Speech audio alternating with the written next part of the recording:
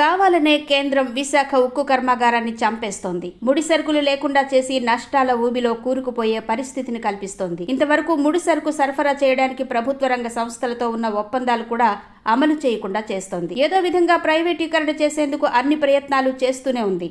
కేంద్రం కుట్రల వల్ల రోజు రోజుకి ఉక్కు ఉత్పత్తి తగ్గిపోతుంది. పేరుకు 3 బ్లాస్ట్ ఫర్నేసులు ఉన్నప్పటికీ ప్రతిరోజు 1-2 ఫర్నేసులను నిలిపివేయడమో వాటి సామర్థ్యాన్ని తగ్గించడమో జరుగుతూనే ఉంది. 7 మిలియన్ టన్నులు ఉత్పత్తి చేయాల్సిన ఉక్కు కేవలం 4.5 మిలియన్ టన్నుల ఉత్పత్తికే పరిమితమైంది. 20,000 టన్నులు ఉత్పత్తి కావలసిన హాట్ మెటల్ కేవలం 13,600 టన్నులే ఉత్పత్తి అవుతోంది. కేంద్రం సహకరించకపోవడంతో ప్రతి ముడి సరుకును మూడింతల ధరకు కొనుగోలు చేస్తుంది.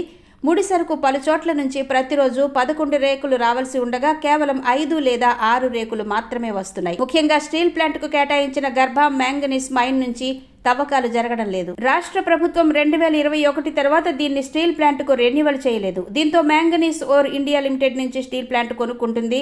తన సొంత గర్భా మైన్ నుంచి తవ్వుకుంటే టన్ను దాదాపు 3,500 రూపాయలకు వస్తుంది. అలాంటిది మ్యాంగనీస్ ఓర్ ఇండియా లిమిటెడ్ నుంచి టన్ను 10,000 నుంచి 12,000 రూపాయలకు కొనుగోలు చేస్తోంది.